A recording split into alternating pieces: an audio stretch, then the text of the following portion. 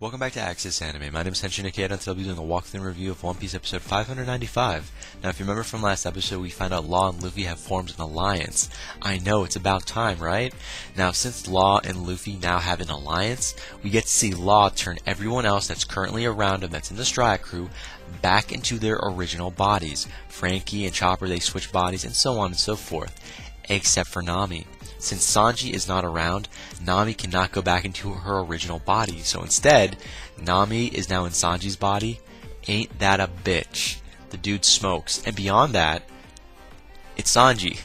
You don't know his techniques, you don't know what the hell to do, so still, Nami's at a disadvantage. It could be worse. You could be in Chopper's body. Just putting that out there. Now moving on past that, we are taking to a little cutscene with Law and Chopper. Apparently Law is going to take Chopper with him. Or should I say, Chopper, now that he's back into his normal body, and in a body cast, may I add, he's going to go with Law in order to find Caesar Clown, so they can have a few words. Now, the general plan that Law came up with was that the rest of the Straw Hat crew that could use Haki would go with him in order to take out Caesar Clown, and there's no turning back. Plain and simple, once they take Caesar Clown, there's no turning back. He does point that out. And again, Law and Chopper leave the group to take out, or at least to find and get information from Caesar Clown until the rest of the group can meet up with him. But moving on past that, we find out Luffy's group, which is Brook, Usopp, and everyone else, are going to go after the samurai, which Sanji, Brook, and Brook actually went out. They went after. So you remember Zoro, Brook, and Sanji, they were going after the samurai. They're still a no-show. So Luffy's group is now going to go after them and hopefully try to find and put back together Humpty Dumpty, which is the samurai. Now, while all of this is going on, as fascinating as it is, we are taking to a little cutscene with Caesar Clown.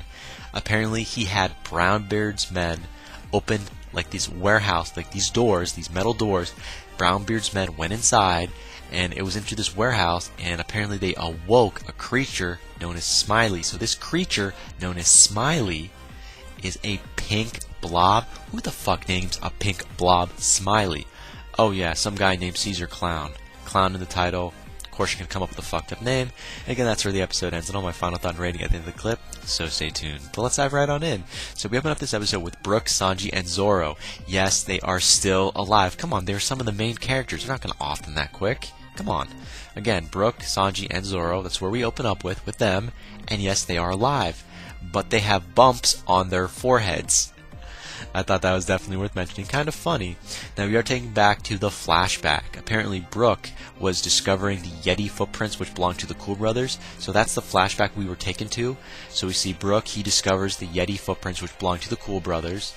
And it leads them into a trap.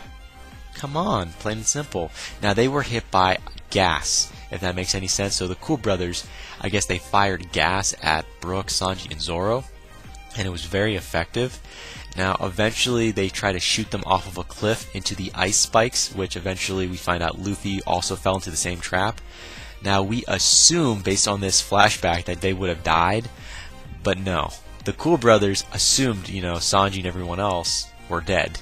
So they were going to send Caesar Clown's henchmen to take care of the rest, get the bodies for, whatever the hell they were going to do experiment-wise. And that kind of made sense. However, we're taking to a little cutscene with Caesar Clown. Now, his men do find Brook, Sanji, and Zoro. Guess what? Sanji defeats the men right off the bat because he is pissed. Well, plus he's also in Nami's body, which I thought was kind of funny because he's always playing with himself. And yeah, I just said that. I shouldn't have. Come on, it's true. But anyway, Sanji does defeat Caesar Clown's men, which were sent to find them, I guess. And yeah, Sanji took care of everyone. Brook and Zoro didn't do shit, by the way. I don't know if because of the bump on their heads or not, but they really didn't do anything. So moving on past that, we do find out their group stumbles onto the samurai. Yes, that samurai that they were kind of looking for, or at least Sanji, said, we have to look for him because it's my responsibility. They find the samurai, and he's frozen. Like, how could you be frozen? I mean, you had this coat you put on yourself because of your devil fruit power. How could you be frozen? So there's a little information that's being thrown at us about the samurai. Apparently he has a mysterious paralyzed spell or something on him, or at least that's what he says. If this makes any sense, the samurai tells, Brook and everyone else that he's mysteriously been paralyzed. And it sounds like bullshit. And believe it or not, it's the truth. He has been paralyzed, but it sounds like it's a bullshit story. I'm like, just admit it. You're cold and you're frozen. Don't tell us you've been mysteriously paralyzed by someone, because that just doesn't make sense. You're a samurai. But you know what? He points out, my body has to be in that lake over there, seawater, because I'm a devil fruit user, and if it's like that, I usually get like this. That's a downside to my power. If my body, is in different shapes like that, apparently, like, thanks to law, if one part of my body is in salt water, or, seawater, I can't use my powers and I become paralyzed. It makes sense. I don't know about you. It makes sense. So he does point out his torso must be in the lake behind them, which, has seawater in it.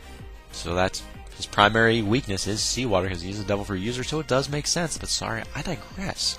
Moving on past that, we are taking to a little cutscene with Brownbeard's crew, and they're running away from the pink blob known as Smiley. And they run all the way into and then past Brook, Zoro, and Sanji. Ironically, right? And they're like, hey, those are the guys that stole our clothes. Like, man, don't go there, man. They've been bumped in the head, they're pissed off. So they run the other way. Smart choice. Plain and simple, smart choice. So we're taking to a little cutscene with Zoro, Sanji, and Brook, and they head toward the lake in order to find the samurai's torso. Yeah, it makes sense, but you're going straight toward the blob. The blob filled with poisonous gas and whatnot. Now we are taking to a little cutscene with Caesar Clown, and he's explaining what Smiley really is. So we're thrown with a little bit of information about Smiley. Come on, it's Smiley. Smile.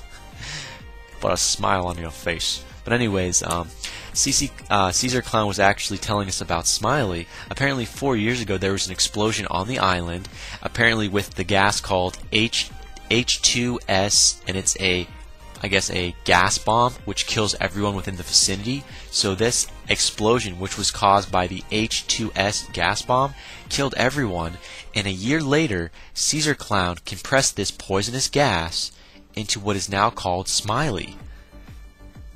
Okay, so is Smiley a creature that's alive, or is it just a figment of our imagination that's being controlled by Caesar Clown? Plain and simple, it's yes and yes. It's alive, but we don't really know if it can think for itself, since it's just going in a straight line, kind of, and it's killing stuff in its path.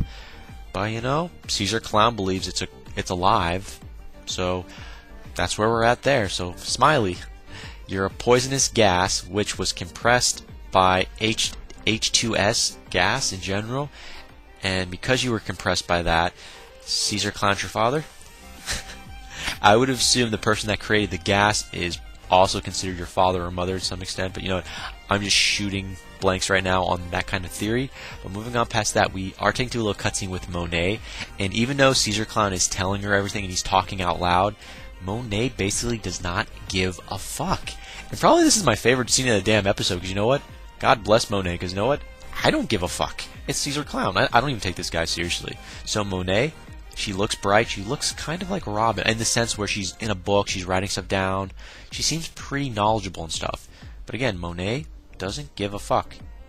Good for her. I like her. Now moving on past that, we are being updated about the Navy. Where is Smoker and everyone else? Well, they're still fighting, but Smoker is still pissed off he's in Tashigi's body.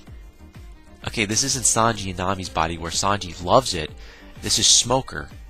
He's pissed because he can't use his power. He's a devil fruit eater, and he can't use his power. So yeah, Smoker is pissed off. I mean, he could end this little fight in seconds if he could use his power.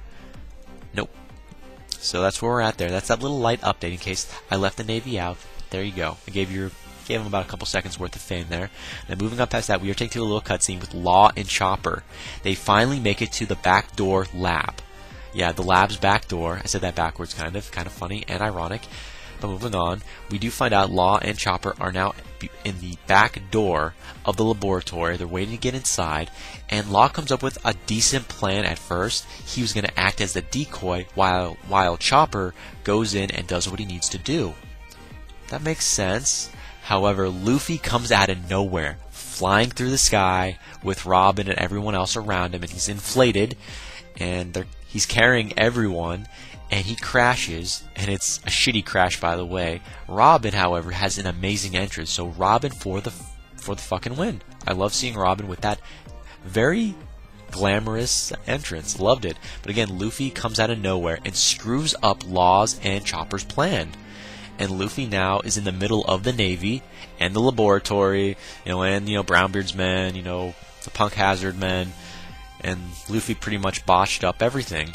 And out of nowhere, Luffy is now calling out Caesar Clown. And Law's not happy. He's like, what the fuck are you doing? You just wrecked the plan. You don't just do that. It's Caesar Clown. And you got the Navy. I was supposed to be the decoy. And again, that's where the episode ends. As for final thoughts, well, first of all, what happens now that everyone's in one location? Is Caesar Clown going to come out and show himself and fight? Is the Navy going to join the Straw Hats for a limited time? We really don't know, but it's getting good. And as for the Yeti brothers, are they ever going to pull themselves back together again? Or are they just going to be Humpty Dumptys for the rest of their lives? We really don't know. But it seems possible if they just put themselves together again, they'll be okay. From what we can see, the samurai-wise. I believe the samurai is now complete. We really don't know yet. We're waiting on the torso scene to see if he's been fully recovered. But I'll get to that later on, hopefully in the next episode. And one more thing. What is this key that Law has been looking for that he needs the Straw Hats for? This key that is on the island that can wreak havoc? We really don't know. But that ends it for my final thoughts. As per my rating, 3.5 out of 5. Decent episode, could have been better. We did get a little light information about Smiley, but that was about it, really. We also got to see more of Law, kind of. But hey, we really don't care right now. We want to see what the main plot, what's really going to happen. You keep talking about what's, I'm going to be the decoy. Let's take on Caesar Clown. But what's the reason? What's the meat and potatoes? Plain and simple. But again, final rating, 3.5 out of 5. And that is it for my walkthrough review of One Piece episode 595. Definitely comment down below. Let me know, thumbs up, thumbs down. Definitely subscribe, check me out on Twitter, and follow me if you like. Let me know what you thought of this episode, and let me know what you think's going to happen in the next episode that's coming out. But again, guys, that ends it for now, and I gotta go. I gotta hit the bricks. Before I go, I gotta say it, and I always say it. You can't stop the access, but you can watch the feed. I'll see you later, guys.